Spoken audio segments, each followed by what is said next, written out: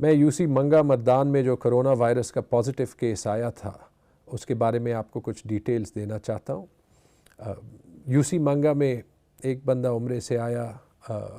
اس کا test positive ہوا، ہسپتال گیا، اور وہ پاکستان میں کرونا وائرس کی پہلی ڈیتھ تھی۔ اس کے بعد ہم نے جو کانٹیکٹ ٹریسنگ کی اس میں پتہ چلا کہ اس کے رشتہ دار بھی ایک دو پازیٹیو تھے، اور کہ اس کے ساتھ 2 اور لوگ بھی عمرے پہ گئے تھے جو کہ بھی پازیٹیو تھے۔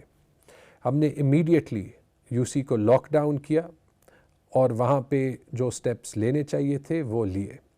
لیکن محدود ٹیسٹنگ ہونے کے باوجود ہم نے یہ بھی فیصلہ کیا، کیونکہ کیس کی نوعیت ایسی تھی، وہ بندہ عمرے سے آیا تھا، بہت سے لوگوں سے ملا تھا، بہت زیادہ ایکسپوجر تھی،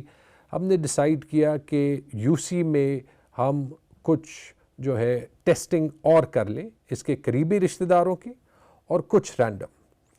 اس کے کچھ رزلٹس آئے ہیں جن کی کہانی میرے خیال میں سارے پختونخوا کو اور ساری پاکستان کو بتانا ضروری ہے۔ جو پہلے رزلٹس آئے ہیں اس میں 46 رزلٹس میں 4 سیمپلز ریجیکٹڈ ہیں اور 3 نیگیٹو ہیں، اور 39 رزلٹس جو ہیں وہ پازیٹیو ہیں۔ اس میں سے زیادہ تر تو رشتہ دار یا جاننے والے یا قریبی رہنے والے ہوں گے، ہمارے پاس فردر ڈیٹیلز آ رہی ہیں اور جب آئیں گی ہم آپ کو بتائیں گے۔ لیکن اس سے یہ پتہ چلتا ہے کہ جو گورنمنٹ کا ایکشن ہے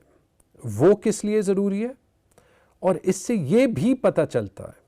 کہ جو ہم بار بار لوگوں کو کہہ رہے ہیں کہ جو ہم نے ریسٹرکٹیو موومنٹ کی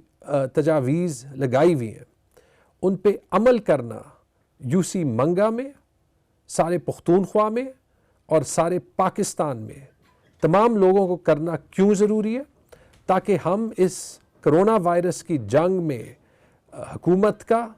اور پوری قوم کا ایک ساتھ مل کے مقابلہ کر سکیں۔